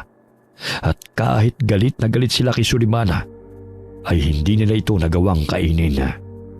Nang makatulog na ang lahat, ay binalikan nila si Tatang Tiburcio na nanghihina na. Tatang, tutulungan ko po kayo. Tara po sa basement para magamot kayo. Huwag po kayong mag-alala. Magagamot po kayo, Tatang. Huwag niyo na akong unahin, Leia at Nora. Unahin niyo nang alisin ang mga natutulog na mga ngaso. Siguradong kapag nagising sila, susugod uli sila. Ay layo niyo muna sila sa lugar na ito. Pero paano po kayo? Bilis na, Nora. Ihahanda ko ng mga gamot na pangontra. At pagbalik niyo rito, inumin niyo lang ang mga yon. At sa loob ng 3 araw, doon niyo mararamdaman ang paglaya sa sumpa ng pagiging aswang uhong. Kahit nag-aalangan ng kambala, ay sinunod nila ang inutos ni Tatang Tiburcio. Gamit din ng sasakyan ay dinala nila sa malayo ang mga yun, at ang pinagmaneho nila ay ang isang lalaki na naunang nagising. Nang malayo na sila, ay nagulat sila sa ginawa ng kanyang kambala dahil pinagpapapatay nito ang mga sakay ng sasakyan at pagkatapos ay inihulog sa bangin. Siniguro ni Nora na wala talagang makakaligtas sa mga yun. Bakit mo ginawa yun, Nora? Para matapos na to. Tara na at bumalik na tayo. Naghihintay na si Tatang Tiburcio. Wala nang nagawa si Leia kundi sumunod na lamang pauwi. Pagbalik nila sa bahay ay dumiretso sila sa basement kung saan ay naabutan nila si Tatang Tiburcio na nakaupo sa tapat ng 2 gamot na nasa garapon. Natutuwa silang lumapit sa matandang lalaki pero natigilan din sila nang biglang lumupaypay ang kamay nito. Doon kaagad na pagtanto ng kambal na may nangyari na sa albularyo. Sinubukan nilang isalba ang buhay ni Tatang Tiburcio pero huli na ang lahat dahil kanina pa pala yun namatay. Nag-iwan lamang yun ng sulat sa kanila kung paano gawin ang pangontra para kung sakaling may mga katulad nilang mapaglalaruan ng itim na engkanto sa kagubatan. Habang iniinom ni Leia at Nora ang pangontrang gamot, ay walang tigil ang pagtagas ng kanilang mga luha dahil sa nangyari. Binigyan nila ng maayos na libing si Tatang Tiburcio at nagpasalamat sila ng taus-puso dahil tunay na nakalaya sila mula sa sumpa ng itim na engkanto. Okay, sana po nagustuhan niyo ang kwento ng kambal. Shout out po tayo kay Giza Nicole Velasco and Isaac Velasco. Hi din po sa mga anak nyo. Hi kay Richard Flores na lagi pong nag-aabang sa mga kwento natin. Salamat po sir. Hi kay Jocelyn Nazareno from Riyadh. Shout out sa mga taga Perez, Cavite. Galing po kay Teresita Villarmino. Hi kay Lady Dam. Shout out kina Samuel Tubosa, Dodong Tubosa, and Joy Cuevas Tubosa from Malaysia. Kamusta po kayo? Hi kay Eagle Eye Marcevilla from Nasugbu, Batangas. Hi kay Rexardo from Mabalacat City, Pampanga. Hi kay Marvin Villanueva. Hi kay Nanette Garcia from Cyprus. Shout out sa mga solid income po natin, ang Delora family, Gonzaga family, at kay Beth Royo. Salamat po sa inyo. Shout out kina John Paul at Tricia na nasa Europe. Love you both, sabi po ni Mama Ami Yong. Shout out sa Azenar Goodies. Shout out sa Dumaplin family. Shout out sa Grefaldia and Imperial family. Shout out kina Prince Berlin Monsalud and Princess Angel Heart Monsalud. Kamusta po kayo? Shout out po sa lahat ng mga nasa Angie Oribe Garments. Hi po sa inyo.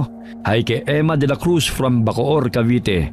Shout out kina Ate Gaya, Nida, Alejandro, Fredo, Darlene at kay Nanay Nati from Catanduan, Quezon. Kamusta po kayo dyan? Shout out sa La Torre family from Q-Mart, Cubao. Hi kay Irma Umali from Italy. Hi kay Sally Albino from Kawayan City, Isabela. Shout out sa Team San Miguel, kay Ginea, Johan, JB, Sam, Apple, Eliza, Aldrin at Hannah. Kamusta po kayo? Alright, remind ko lang po sa mga nagre-request ng shoutout, palinaw lang po ng mga pangalan. Tsaka pasensya na po kung hindi ko nababati ang lahat. Kasi sa dami po na nagre-request, hindi po talaga kayang lahat eh. Pero babatiin pa rin po namin kayong mga hindi nabati sa mga susunod na upload po namin. Sana po huwag kayong magtatampo. Maraming salamat po sa inyo and God bless us all.